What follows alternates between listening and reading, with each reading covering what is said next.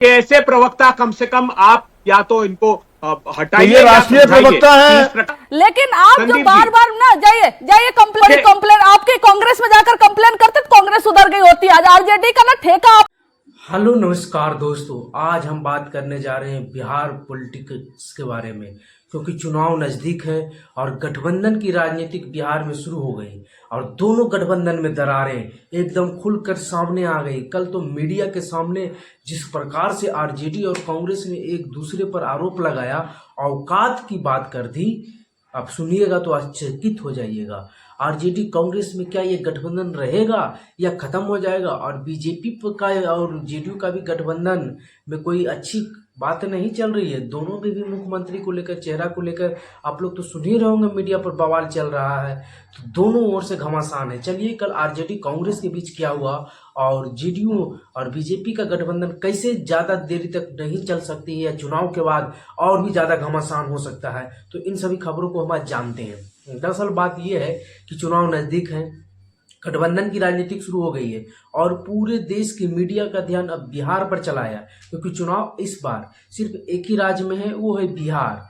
और बिहार ऐसे भी राजनीतिक रूप से जागृत राज्य है और यहाँ की जनता कब उड़ती हुई चिड़िया को हल्दी लगाते पता नहीं चलता है। जब पूरे देश भर में मोदी लहर थी, उस समय बिहार ही एक ऐसा राज्य था जहां मोदी को सबसे पहला बार हराया था 2014 के चुनाव के बाद। हम की बात कर रहे हैं 2015 में। तो बिहार पर अच्छे को भरोसा नहीं। और बीजेपी कितनी रणनीतियां बनाए, पूरे देश में सफल हो जाते, लेकिन बिहार में अकेले वो अभी तक सफल नहीं हुई है।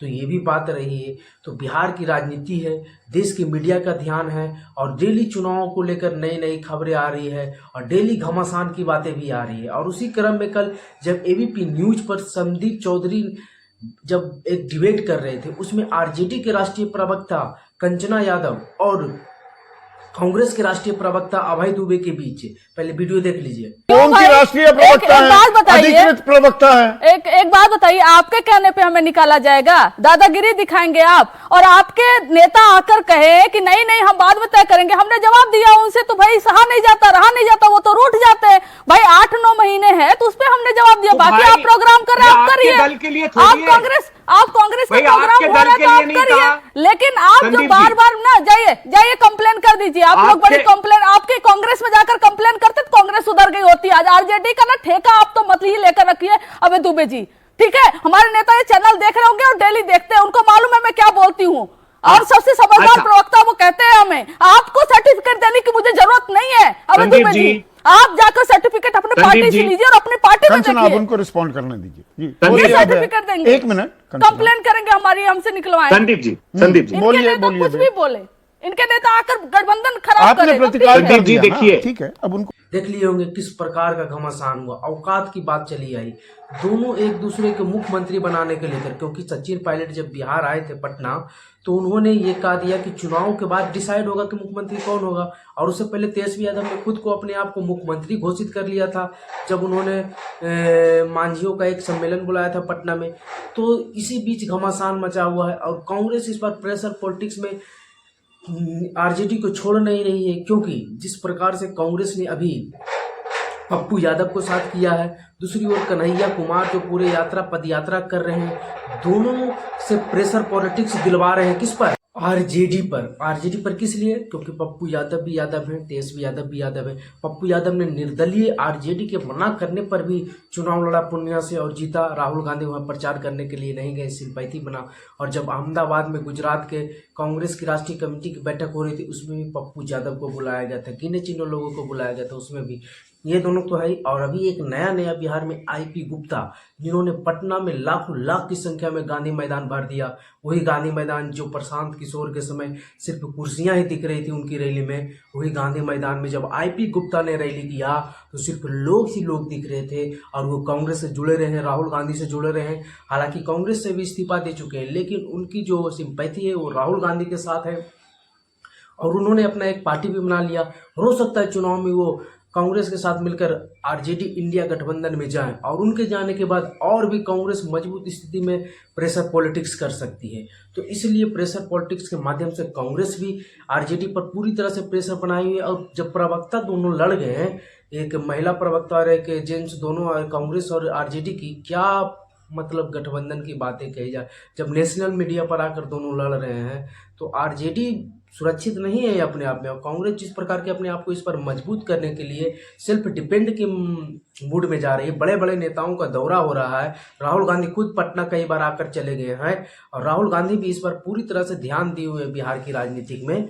और तो फिर ये तो बहुत ही तेजस्वी यादव के लिए भी राह आसान नहीं होने वाली है। इधर बात करें बीजेपी की तो सम्राट चौधरी को जब से नायब सिंह सैनी ने हरियाणा के गुरुग्राम वाले बयान को लेकर मीडिया पर खबरें चल रही है, हालांकि सम्राट चौधरी ने खुद ये बातें कह दी है कि हमारे सीएम पे नीतीश कुमार होंगे।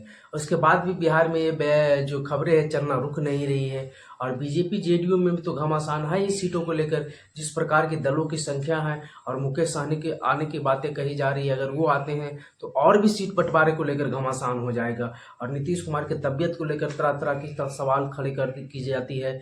और बीजेपी को बार बार ऐसा मीडिया पर दिखाया जा रहा है कि इस बार अपना सीएम घोषित करने की कोशिश करें, तो इसमें जनता के लिए गलत मैसेज भी हो सकता है, उल्टा दाब पड़ सकता है बीजेपी पर, यह भी हो सकता है और जेडीयू पर।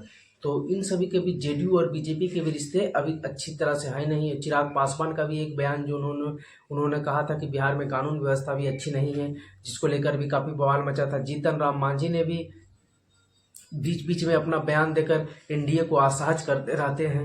उपेंद्र कुशवाहा को लेकर भी कहा जा रहा है कि बहुत कम सीटें देंगे तो वो आत्मसम्मान से समझौता नहीं करने वाले हैं। तो एनडीए में भी सब कुछ ठीक नहीं चल रही है। बातें दोनों गठबंधन की तराजू पे तोलेंगे तो दोनों ऊपर नीचे हो रही है, किधर कब हो जाएगा, क्योंकि चुनाव का समय है। और ऐसा एक स्वाभाविक है कि चुनाव के समय में पार्टियां प्रेशर बनाने के लिए इधर उधर करते रहती है और कौन पार्टी किधर से निकलकर किधर चली जाएगी ये कहना बहुत ही मुश्किल होता है चुनाव के वक्त, क्योंकि चुनाव के सीट बंटवारे तक पार्टियां इधर से उधर हो जाती है। मुकेश सहनी को आप लोगों ने देखा होगा 2020 के चुनाव में किस प्रकार से प्रेस कॉन्फ्रेंस से उठकर तेजस्वी यादव के भाग आए और बीजेपी के साथ आकर सीटें लेकर चुनाव में आ गए। तो ये हो सकता है, ये आम सी बात है चुनाव के समय। और बिहार की राजनीति में तो और भी, क्योंकि हर एक जाति के नाम पर अब एक पार्टियां बनती जा रही है बिहार में। अब देखना होगा आगे किस प्रकार की राजनीति बिहार में फलती फूलती है, क्योंकि बिहार में तो जाति की राजनीति के बिना कुछ हो ही नहीं सकता है। तो आपको ये वीडियो कैसा लगा कमेंट बॉक्स में अपनी राय जरूर बताइएगा।